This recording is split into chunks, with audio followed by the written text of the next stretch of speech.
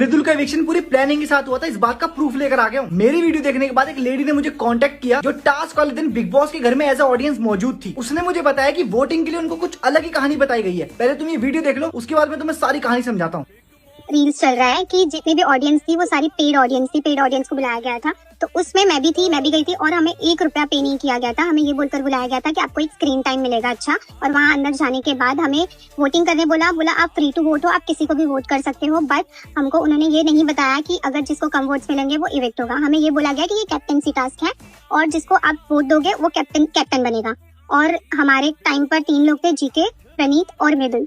और उस तीनों में जीके ऐसा था जो अब तक कैप्टन नहीं बना था और वो बार बार ट्राई कर रहा था कैप्टन बनने के लिए।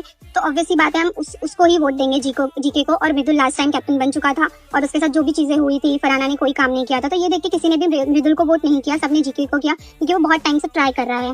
और अगर हमको ये बोला गया होता कि जिसको कम वोट मिलेंगे वो इविक्ट हो जाएगा तो हम मृदुल को ही वोट करते, हम जीके को नहीं करते, क्योंकि जीके ऑब्वियसली बात है वो बचेगा ही। और हमें कोई आइडिया नहीं था कि हमारे वोटिंग से कोई आउट हो जाएगा और ना ही इस चीज की हमको कोई इन्फॉर्मेशन दी थी। इन लोगों को ये बोलकर वोट कराया गया कि जिसको आप वोट करोगे वो घर का कैप्टन बनेगा। और ये बात सबको पता है कि जीके पहले हफ्ते से कैप्टन बनना चाह रहा है पर बेचारा बन नहीं पा रहा। तो इन लोगों ने जीके की कैप्टनसी के लिए उसे वोट दिया। इन लोगों को ये बात बताई नहीं गई कि जिसको कम वोट मिलेंगे वो घर से इविक्ट हो जाएगा। अगर इनको ये बात बताई जाती तो हो सकता है सबसे कम वोट उस ग्रुप में प्रणीत को मिलते और वो घर से बेघर हो जाता। मेकर्स को अच्छे से पता है ऑनलाइन वोटिंग में मृदुल को कोई नहीं हरा सकता, इसलिए उन्होंने ये सब कुछ प्लान किया। ये पूरा टास्क ही मृदुल की इविक्शन के लिए रखा गया था। लेकिन मेकर्स ये नहीं जानते कि वो गलत आदमी के हत्थे चढ़ गए हैं। इस वीडियो को इतना शेयर करो कि ये वीडियो पूरे हिंदुस्तान में फैल जानी चाहिए। और मेकर्स से मैं एक ही बात कहना चाहूंगा, या तो मृदुल को शो में वापस ले लो, वरना ट्विटर पे नो मृदुल नो बिग बॉस ट्रेंड करवा दिया है। अब इस शो को सिर्फ एनसीआर नहीं पूरा देश बॉयकॉट करेगा। फिर तुम लोग अपनी टीम के साथ अकेले बैठ के शो देख लेना। मैं तो सच बोलता हूँ, बुरी अपने आप लगती है। किसी को बात बुरी लगी हो तो कमेंट करके बता देना, और अगर सही लगी हो मेरी बात तो फॉलो कर लेना।